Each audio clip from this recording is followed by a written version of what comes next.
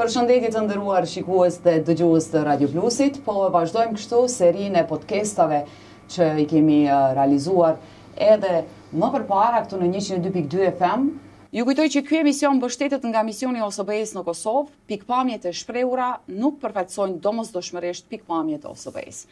Në këtë ditë do të diskutojmë për dhunën në baza gjinore dhe dhunën në familje dhe konsekvencat e tjera që vijnë pikrisht nga këto veprime, dhe në studio kam të ftuar Valentina Bejtullau, Turjaka, zyrtare kombëtare programit nga seksioni për ligj dhe drejtësi brenda Departamentit për të Drejtat e Njeriut dhe Komuniteteve në misionin OSBE-s në Kosovë. Faleminderit shumë Valentina për prezencën tuaj.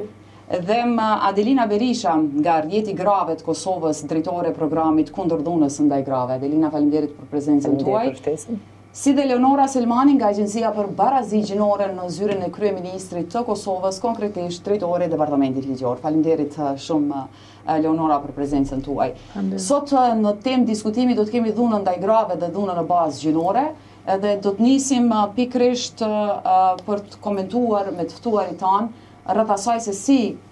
ky veprim dhe këto veprime paraqiten konkretisht edhe në medje, po dhe rastet të dhunës që ndodhen në vazhdimsi në vend. Po e nisim me juve Valentina, si përfaqësuese e misionit OSBE-s në Kosovë që keni mbështetur dhe realizimin e këtyre podcastave me këtë temë kaq të rëndësishme,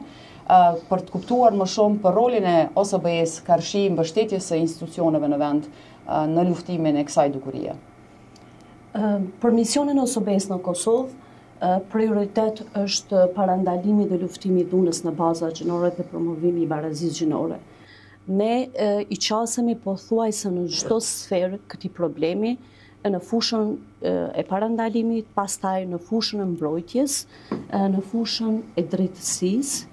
dhe në fushën e mbrojtjes së të drejtave të viktimave dhe të mbijetuarve të dhunës. Në vazhdimsi mbajmë trajnime për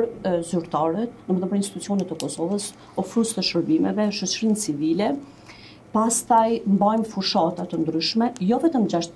16 ditëve të aktivizmit kundër dhunës ndaj gruas, po gjatë tërë vitit mbajmë fushata qoftë në nivelin qendror dhe në nivelin lokal, dhe në anën tjetër monitorojmë gjykatat se si trajtojnë raste të ndryshme, po përfshirë edhe raste të dhunës në familje, dhe nga gjithë ky monitorim ne dalim me rekomandime dhe avokojmë qoftë tek niveli qendror dhe ai lokal për të përmirësuar legjislacionin, shërbimet për viktimat dhe të mbijetuarat, si dhe për ta parandaluar dhe sensibilizuar opinionin e gjerë. Duke pas parasysh që kemi një shtrirë gjeografike në tërë territorin e Kosovës, ne kemi prezencë pothuajse në çdo komunë të Kosovës, dhe kjo i jep një vlerë shtesë OSBE-s, dhe prandaj në nivelin lokal jemi mjaft të përqendruar në luftimin e kësaj dukurie, ku kemi themeluar së bashku me institucione tjera mekanizmat komunal për mbrojtje kundër dhunës në familje, dhe në anën tjetër kemi një fokus të veçantë në mbështetje të strehimorëve të dhunës në familje, duke avokuar që të kenë një mbështetje financiare të qëndrueshme të nivelit lokal. Në bazë gjithë angazhimit tuaj, edhe si mision, po edhe individualisht në kuadër të këtij misionit OSBE-s në Kosovë, edhe e përmendet që keni ndihmuar shumë edhe në legjislaturë, po edhe në mbështetjen e institucioneve të vendit. Megjithatë, rastet e dhunës në familje po vazhdojnë të jenë në rritje, apo po vazhdojnë të jenë në numër shumë të madh. Si e vlerësoni që me gjithë këtë angazhim sot prap kemi numër shumë të madh të rasteve? Unë mendoj që numri i rasteve të mëdha të dhunës në familje nuk është disfat apo dështim institucioneve të Kosovës, po përkundrazi është ngritja dhe dijes në raportim. Mendoj që dhuna në familje ka pas çdo herë dhe vazhdon të ketë edhe më shumë, sepse statistika nuk e tregojnë problemin. Statistika tregojnë një segment të problemit, gjërsa mendoj që viteve të fundit, duke u bazuar statistikave të policisë së Kosovës, janë mbi 2000 raste të raportuara tek policia e Kosovës, ku 80% janë gra dhe vajza. Po unë do t'i shumëzoja me 5, sepse ka shumë raste. Të tjerat të cilat nuk raportohen. Sepse janë forma të ndryshme të dhunës të cilat nuk raportohen, për shembull dhuna psikologjike, dhuna seksuale brenda familjes, dhuna ekonomike. kryesisht raporton në rast të dhunës fizike dhe atë kur viktima me vitet e tëra përjeton dhunë dhe kur thot populli kur është mbështetur për mur dhe nuk ka gjetë asnjë rrugë dalje, atëherë ajo është si hapin e fundit e raporton. Pse e raporton gjë në fund? Është sepse mungojnë programet e qëndrueshme reintegruese për viktima, mungon pavarësia ekonomike e gruas, mungon zbatimi i ligjit, drejtësia, dënimet janë shumë të ulta, dhe në anën tjetër është problemi i normave gjinore dhe sociale, stereotipave gjinore, që gruaja në vend se të mbështetet kur raporton një rast, dhe i viktimizohet shumë herë edhe nga institucionet, po edhe nga shoqëria dhe nga familja, edhe është kultura për ta mbajtur familjen në çdo rast dhe në çdo mënyrë. Cilësot edhe si shënjestër, qoftë edhe do të flasim edhe tek një segment se si paraqiten në media. Një nga institucionet që ka qenë shumë e zëshme në këtë rast edhe në kampanja, edhe në avokim për parandalimin e dhunës në baza gjinore dhe dhunës në familje, është edhe Agjencia për Barazi Gjinore në zyrën e kryeministrit. Leonora e përmendi edhe Valentina që është bërë punë e madhe qoftë në legjislacion, angazhimi edhe i agjencisë këtë rast ka qenë pikrisht për të fuqizuar gruan në gjitha aspektet, por edhe për t'i shtyr ato që të raportojnë këto raste dhe të parandalojnë dhunën karshi tyne. A është e mjaftueshme gjithë kjo punë që është bërë qoftë nga institucionet, qoftë edhe nga gjitha aktorët e tjerë që ndërlidhen me punën tuaj? Faleminderit fillimisht për ftesën e për mundësinë, ashtu siç e tha edhe parafolja ime, ndoshta veç për me elabru pak më gjerësisht mandatin e Agjencisë për Barazi Gjinore. Kryesisht si Agjenci për Barazi Gjinore në bazë të mandatit që i kemi me ligjin për Barazi Gjinore, merremi përveç ndërgjegjësimit, si e tha më herët, edhe në hartimin e politikave. Dhe pikërisht për këtë, si agjenci kemi punuar shumë në hartimin e politikave që kanë të bëjnë me dhunën familje dhe dhunën baza gjinore, dhe jo vetëm ligjin për mbrojtjen nga dhuna në familje dhe dhuna në baza gjinore, por edhe për akte tjera në ligjore të cilat janë me qëllim të zbatimit më të mirë të këtij ligji. Do të thotë çdo ligj ka akte në ligjore të cilat shërbejnë mandej për me implementuar më lehtë dhe me kuptuar më lehtë ligjin për dhunën familje. Po ashtu vlen përmendet që deri më tani ligji ka qenë vetëm për dhunën familje, ndërsa me ligjin e ri që është ndryshuar, kemi ligjin edhe për dhunën baza gjinore, sepse për këtë arsye është dashur të jetë dhuna në baza gjinore, sepse kemi parë raste të shumta dhe po ashtu e kemi pjesë kushtetutës edhe Konventin e Stambollit, prandaj detyrohemi ta zgjerojmë fush veprimtarinë e ligjit dhe veprimin që ai e ka edhe tek dhuna në baza gjinore, dhe kemi parë që në praktik ende nuk ka filluar me u implementuar, ndoshta edhe me u kuptuar shumë mirë se kur është dhuna në baza gjinore dhe kur është dhuna në familje. Të gjitha rastet, pavarësisht a është dhunë familje apo është dhunë baza gjinore, trajtohen në kuptimin e këtij ligji, mrena për mrena këtij ligji, dhe duhet të trajtohen njëjtë, duhet të vlerësohen njëjtë. Për këtë arsye si agjenci kemi punuar shumë edhe në ngritjen e kapaciteteve të mekanizmave që i përmendet më herët edhe Valentina, mekanizmave qofshin mekanizma lokal, sepse Kosova ka mekanizma lokal mrena komunave për trajtimin e rasteve të dhunës në familje, por edhe me mekanizma qendror, sepse si agjenci jemi në të njëjtën kohë edhe zëvendës koordinator të dhunës në familje në nivel vendi, dhe kemi punuar shumë në ngritjen e vetdijes, sidomos tek policia, marr parasysh se policia është reaguesi i parë dhe rastet më të mëdha janë tek policia. Kemi punuar shumë në ngritjen e vetdijes tyre dhe sidomos jemi fokusuar në këto 2 vitet e fundit, jemi fokusuar me reagues të parë, do të thotë me policë të ri, jo me hetus, sepse hetusit e kanë shumë të qartë punën e vet dhe trajtimin se si ja bëjnë viktimës dhe pyetjet si ja bëjnë viktimës. Por ka raste që ata që në rrugë, do të thotë reagues të parë të policisë, do të shkojnë në një vend ngjarje dhe duhet të ngritim kapacitetet e tyre për ta kuptuar se çka është dhuna në familje. E tha më herët Valentina, jo gjithherë lajmërohet si dhunë psikologjike ose si dhunë ekonomike, por duhet vetëm në shkallën e fundit. Vetëm në shkallën e fundit, por zakonisht në bazë bisedave që i kemi pasur me policën dhe në bazë raporteve që i bëjmë si agjenci për Barazi Gjinore, kemi kuptuar që kur është dhunë fizike, krahas dhunës fizike, janë edhe forma tjera të dhunës. Dhe normalisht nuk është bërë mjaftueshëm. Sado që kemi punuar në këtë drejtim, mendoj që edhe të tjerët, jo vetëm si agjenci, por bashkërisht edhe me organizatat e shoqërisë civile dhe me organizata tjera ndërkombëtare kemi punuar në këtë fushë. Nuk është që kemi mërri maksimumin, sepse asnjëherë nuk mërrihet maksimumi dhe është një problem që është global, nuk është problem vetëm i Kosovës, por ne duhet punojmë shumë që t'i trajtojmë dinjitetshëm viktimat dhe që t'i ofrojmë shërbime sa më të mira viktimave, në mënyrë që ajo të mandej të raportojë rastin. E tha më herët Valentina, është rrit numri i raportimeve, por normalisht që është rrit edhe vetëdijsimi i tyre për ta raportuar rastin. Por mendoj që është momenti që ne duhet punojmë pak më shumë, ndoshta tek format të dhunës, tek mundësia që ja boprojmë atyne dhe tek risocializimi i tyre mandej edhe i kryesve të dhunës, sepse është punu shumë, qeveria e Kosovës ka punu edhe me kryesit e dhunës, bashkë me shoqërinë civile dhe me të tjerët, dhe është një pilot projekt që është duke ecën këtë kohë që ne po flasim me kryesit e dhunës, në mënyrë që ata të rritën dëshkimet, jo vetëm të rritën dëshkimet, por të trajtojnë kryesit e dhunës dhe ta kuptojnë pasojën e dhunës dhe sepse interesi nuk është që të kemi sa më shumë kryes dhunës, interesi shtetënor besoj që është që edhe kryesit e dhunës mbarësisht për shkaqeve për çka ka ardhur te dhuna, do të t'i trajtojmë rastet, t'i trajtojmë shkaqet që kanë ndikuar në dhunën familje. Duhet punojnë më shumë mendoj në trajtimin e shkaqeve, sepse sa më shumë që evitojmë shkaqet, aq më pak e ulim merremi me pasojat. Merremi me pasojat më. Do të kemi prapë tek ju, Leonora, tash Adelina është ndoshta një këndvështrim tjetër ose një perceptim tjetër për shkak se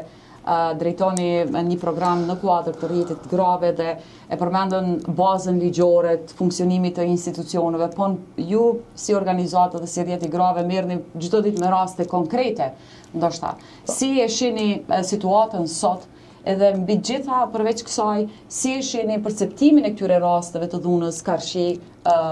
mediave, ose se si raportojnë këto raste të dhunës në media? Janë më shumë mbështetëse për gratë, janë më shumë ndoshta linçuese në këtë rast, apo si e keni vlerësuar? E përmendje edhe Valentina që fatkeqësisht kemi një numër shumë të vogël të grave të cilat u drejtojnë në institucioneve për të gjitha format e dhunës, jo vetëm dhunën në familje, po edhe tentim dhunimet, ngacmimet seksuale, forma ndryshme të dhunës që gratë dhe vajzat në Kosovë i përjetojnë, dhe kur po them vajza edhe minore, edhe më të rritura, pra në qoftë se i shohim statistikat e mjekësisë ligjore të rastet të dhunimeve, mbi 70% rasteve janë viktima të mitura, të cilat janë të dhunuara nga bashkëmoshatarët e tyre. Tashmë u kthy te pyetja e juaj. Mendoj që edhe kjo mënyra se çu flasim për dhunën ka ndikim te raportimi apo tek mos raportimi apo tek normalizimi i dhunës apo tek ndëshkimi i ushtruesve të dhunës. Normal që mediat e kanë një rol teje të rëndësishëm me rrit vetdijen, sepse ju e dini që ju nuk e keni një mandat veç me na informu, po e keni një mandat edhe me na emancipu, me na eduku shoqërinë. Në qoftë se fokusi fatkeqësisht tek disa media, marr parasysh që tash shumica janë në sfera online, ka më pak kontroll, është shumë e vështirë me kontrollu edhe me pa kontentin e përmbajtjen e këtyre lajmeve që dalin për format e ndryshme të dhunës. Po në anën tjetër e dim që media tash për shkak se janë të pavarura dhe gjenerojnë të hyra individualisht, shpesh tentojnë që përmes lajmeve tyre me pru senzacione dhe me tërhiq sa më shumë klikime. E normal fatkeqësisht që senzacioni vjen më shumë kur rasti nuk trajtohet siç duhet, kur flitet për viktimën, çka boni, çka pat vesh, çka ka thënë, se sa me u trajtu ashtu siç duhet, qysh ish dash një gazetar me u marr me hetim të rrethanave, po gjithashtu edhe veprimeve apo mos veprimeve të institucioneve. Fokusi i mediave ish dash me qenë aty, me kërku llogaridhënie, me fol për profilin e ushtruesit dhunës, dënimin që e ka marrë, a është ai dënimi meritum, a është në bazë të legjislacionit, e ajo që ne shohim shumë pak flitet për këto aspekte të raportimet për rastet e dhunës, shumë ma shumë është fokusi kush është viktima, a ke mitur, a ke madhore, identifikimi i tij si person ose saj. Identifiku viktima, edhe normal që ti ose shpesh ka ndodhur për shembull ende janë disa portale të cilat po marrin edhe dënime tash, po prapse prapë vazhdojnë me bë punën e tyre, sepse siç duket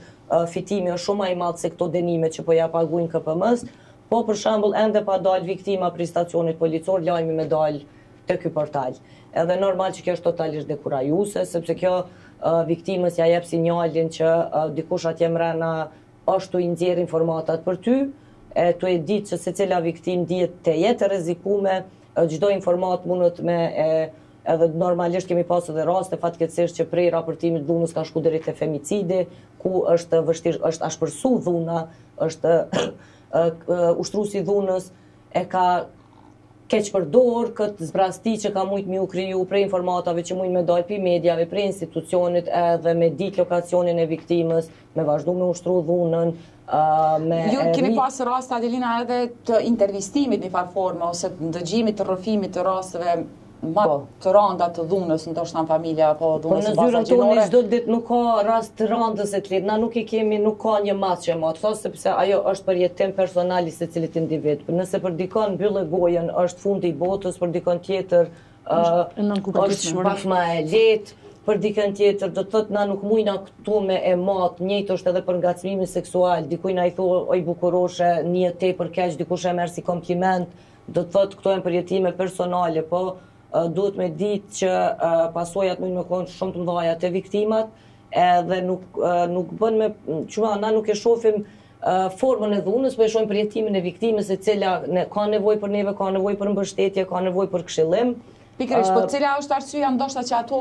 mundet me i shty, me hezitu për me nda për shembull, prej aq sa kemi mujt me pa na,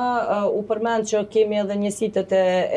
dhunës në polici e krejt, po është që kjo, mos veprimi institucionit. Nëse na ka ndodhur me shku me viktimën në stacion policor dhe hetusi, i cili ka 20 vjet përvojë pune, prej katit dytë me vërtet kush është rasti këtu për dhunë në familje. Edhe normal që të gjithë aty kanë mujt me kuptu kush është viktima. Edhe normal që automatikisht viktima në këtë rast nuk njihet mirë, sepse del identiteti i saj. Kemi raste kur viktimës i bëhen pyetje çka ke thënë, çka ke fol, i komentohet që po normale është edhe mund, ma kish bo që shto gruaja nga vetë institucione? Po, nga institucione, nga zyrtarë të qendrave për punë sociale, do të thotë bëhen pyetje, komente të nduar-ndorshme të cilat nuk janë vi me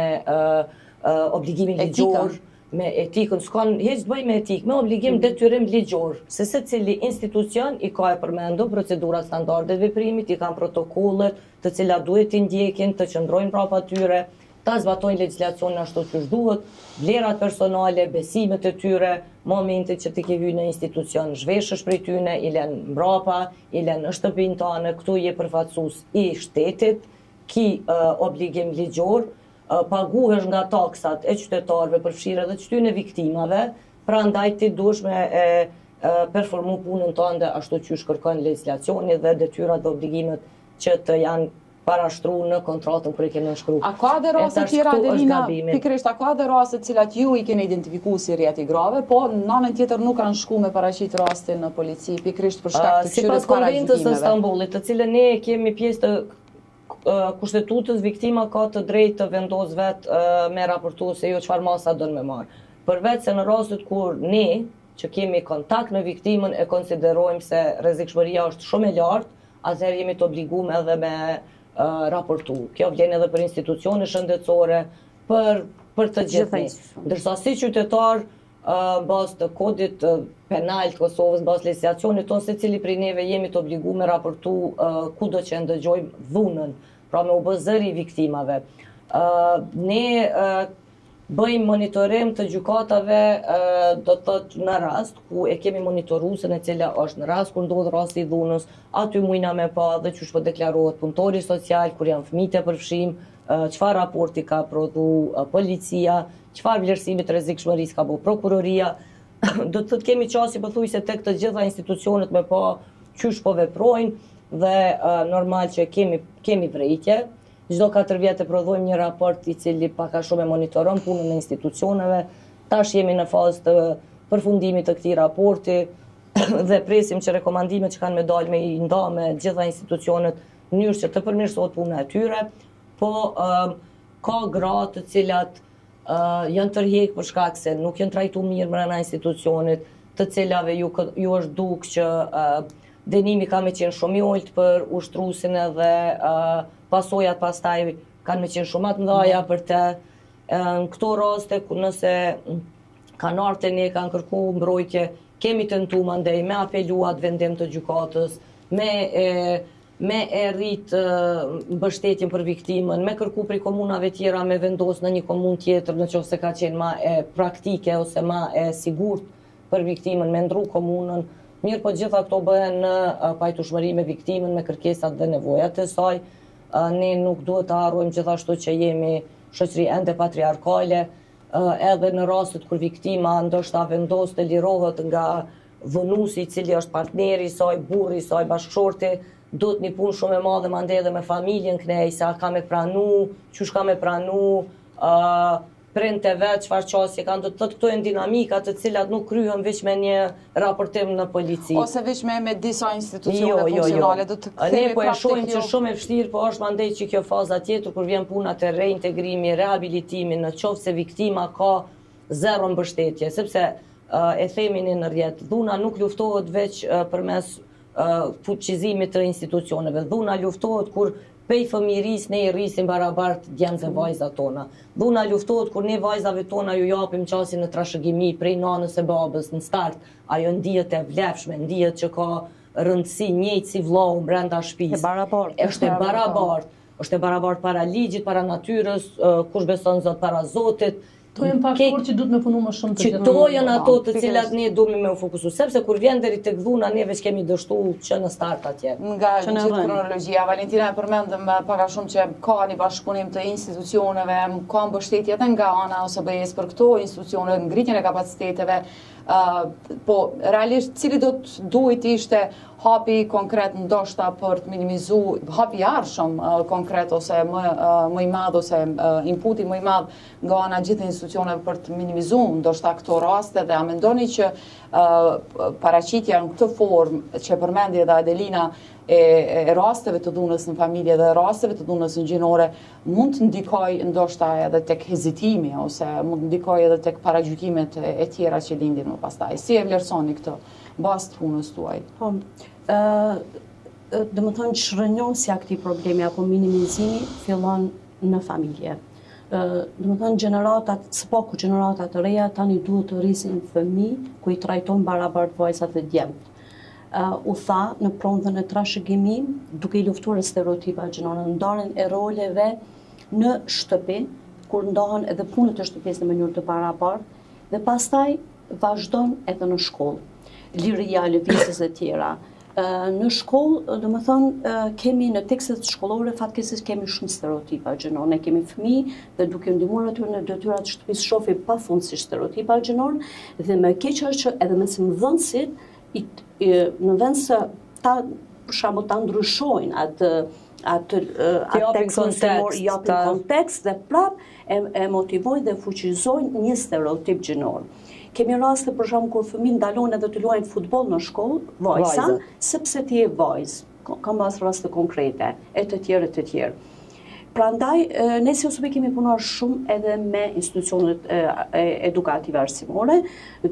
paralel me mesimdhënësit, me nxënësit, me psikologët të shkollave, të cilët duhet ta kenë një rol më të fuqishëm në parandalimin dhe adresimin e këtyre rasteve, si dhe edhe me drejtoritë komunale të arsimit që janë organe politik bërës në nivelin lokal. Pastaj vijnë mediat. Mediat janë një shtyllë shumë e fuqishme e demokracisë dhe fatkeqësisht në Kosovë unë shoh më shumë një tendencë, edhe pse unë personalisht nuk i monitoroj mediat në nga vlerësimi personal, nga vlerësimi personal, që më shumë është për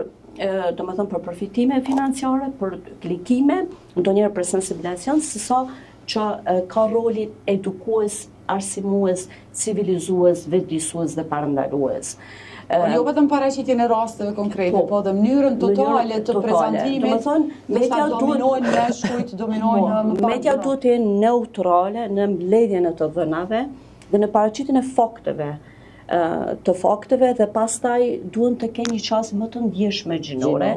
Viktima nuk duhet të riviktimizohet nga mediat. Jemi një vend i vogël ku nëse jepet vetëm disa detaje, zbulohet më njëherë identiteti viktimes, pasi si do të ndjen fëmijët, familja e tjerë. Ose kur është e mitur, që kemi pas raste viktima vetë e mitur, çfarë pasoja afatgjata ka në jetën e saj deri në pjekuri. Pastaj fëmijët shumë herë keq, domethënë shfrytëzohen nga mediat për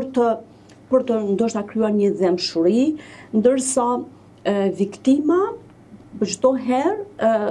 jo çdo herë, po ndoshta në të shumtën e rasteve paraqitet si një model më jo si ushtruesi i dhunës, jo si kryerësi i dhunës, po si një person që ndoshta shumë herë konsiderohet si normalizim i dhunës. Më e keqja mendoj popullit tonë është që shumë veta në përditshmëri, nuk po flas në aspektin institucional, mendojnë që dhuna është shumë herë format të dhunës i marrë si normale, si tradita, si norma sociale, si norma gjinore, dhe mendoj se është ardhur një demokraci shumë e madhe për gratë dhe vajzat, dhe tani po kërkojnë shumë të drejta. Jemi në një shoqëri në tranzicion, ende mendoj në tranzicion dhe prandaj edhe pas gati 30 vite. Dhe prandaj ndryshimi social prandaj këtu është kjo lufta në mes të vjetrës dhe të rejës, sepse e vjetra nuk e pranon të rejën, sepse nuk ndjet në zonën e sigurt, ndërsa e reja ka shumë gra dhe vajza që i fuqizojmë. Mirë, po ne kemi pas një rast kur kemi bërë një fushat në Usube para disa viteve, rast konkret, kur shumë viktima na kanë kontaktuar me radhë pse po na fuqizoni të raportojmë, pse po na fuqizoni të vëzhgojmë për raportim, ku nuk kemi ndihmë, nuk kemi mbështetje. Nga rreti, nga familja, nga institucionet fillimisht. Unë personalisht mendoj që reintegrimi i viktimës duhet të jetë është problemi i keq, është problemi shumë i madh dhe shumë keq. Pastaj mbështetja e shoqërisë, familjes dhe institucioneve dhe normalisht ofrimi i shërbimeve pa paragjykim. Fatkeqësisht në mes institucioneve të Kosovës kemi shumë paragjykues, jashtëzakonisht shumë, të cilët i paragjykojnë dhe në vend se të kërkojnë të ka një derë ku të trokasin, ata hasin shumë herë në një derë ku paragjykohen dhe zbrapsen për të raportuar rastin. Hezitojnë këtë e them nga trajnimet që i kam bajt me vitet të tëra, sepse në diskutime të e shemënsin, i shë komentet dhe bëm vlerësime se si nga personat përgjithë, nga personat përgjithë që janë të thirrur, ta zbatojnë ligjin dhe ta mbështesin të drejtat e viktimës. Leonora e përmendi edhe Adelina që ndoshta te rastet e dhunës seksuale janë më shumë gjenerata të reja, po dhe nga praktika dhe nga përditshmëria, po besoj që ndani edhe ju këtë opinion ose të paktën nga gjykimi im kemi pa raste të trimve të cilët kanë një raport intim ose një lidhje edhe kanë një dozë të madhe të toksitetit që në raport me atë lidhje, ndoshta edhe të dhunës në këtë rast, Leonora, dhe është e çuditshme se si edhe gjeneratat e reja janë duke trashëguar ndoshta këtë dhunën psikologjike, emocionale. Ju keni pas si ABG dhe kampanja këtë drejtim që ju keni dedikuar pikërisht njerëzve apo të rinjve në shkollat e mesme për ato red flags që mund t'i vrejnë qysh në start, që bën zakonisht në emër të dashurisë ndoshta. Te këto gjeneratat e reja, si e shihni situatën sot dhe a blen e njëjta qasje institucionale apo ka duhet ketë ose ka mekanizma të tjera që merret me gjeneratën e re në këtë rast? Në fakt mekanizmat janë të njëjtit, pavarësisht gjeneratës merren me të gjithë. Ose qasja ndoshta do duhet. Po është shumë e vërtetë që agjencia ka punuar në gjitha fushat, jo vetëm në këtë fushë, por zakonisht kur të flitet për një fushë caktuar ne mundohemi të drejtohemi në atë fushë, por dhuna në familje, dhuna në baza gjinore është një varg aktivitetesh që i folën më herët dhe këtu dy kolegët e mia, një varg aktivitetesh të cilat janë të ndërlidhura njëra me tjetrën, duke filluar prej edukimit të hershëm, që është parandalimi e deri tek reintegrimi i viktimave më tutje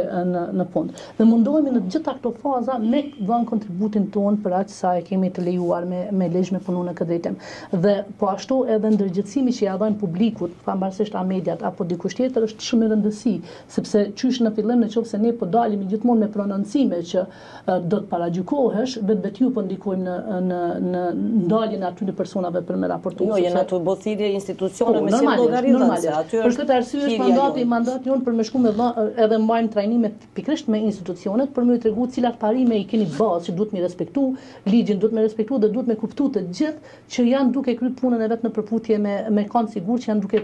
kryer punën e vet në përputhje me ligjin dhe në përputhje me procedurat standarde të veprimit, të cilat janë aktivitetet që ndërmarrin veprimet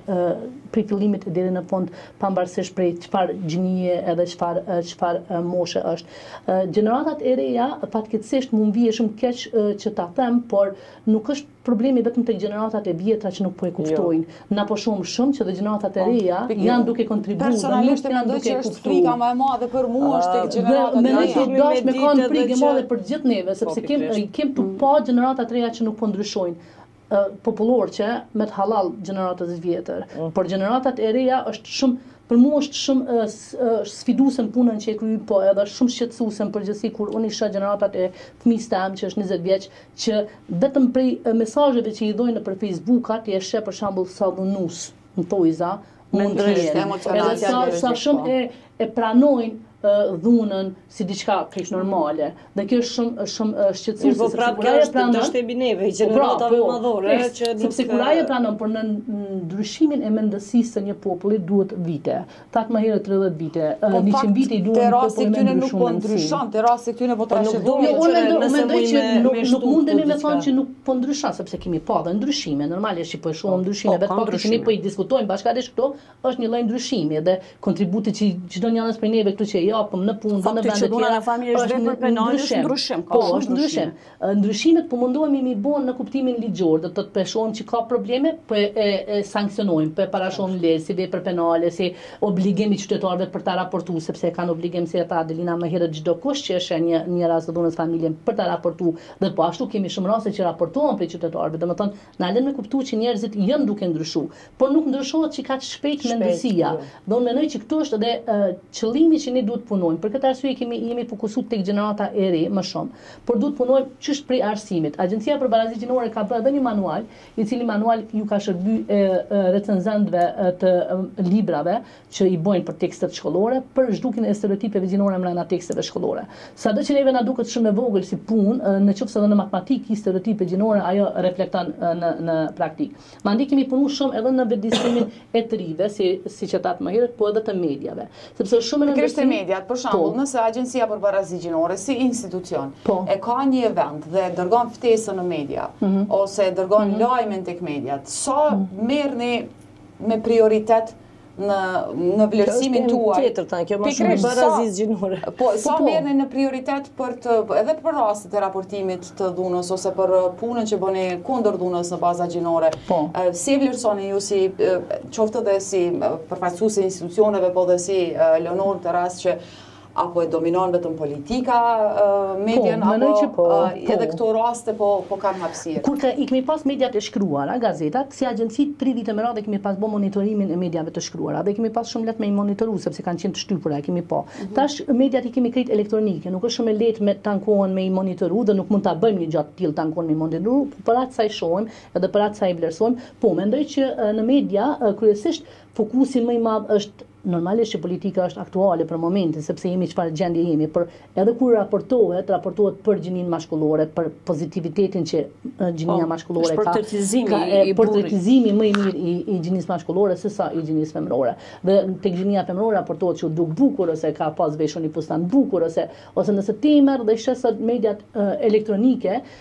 portretizimi i femnave tona është i disa këngëtareve ose i dikujna që ka marrë shumë famë në një mënyrë të caktuar qoftë motat Kardashian ose dikush tjetër. Dhe ajo është pasqyrimi që na po javojmë trejave tona, që kështu duhet mu duk. Kështu duhet me qenë si këto dhe nuk e portretizojmë një shembull tjetër që e folëm para se me fillu programin. Nuk merremi me raste që i dashmë me javdhon të rive tonë si shembull, po merremi me çështjes që janë për klikime, siç ata më herët edhe Adelina. Dhe po si agjenci është shqetësuese dhe kemi punuar shumë, kemi pas mbajtur edhe trajnime madje për gazetarët për mënyrën se si duhet të raportojnë rastet, sidomos rastet e dhunës në familje. Nuk do të thotë që ja kemi arrit maksimum sepse kemi po shohim por duhet të punojmë në këtë drejtim dhe mendoj që duhet me punu të gjithë bashkërisht. Pa një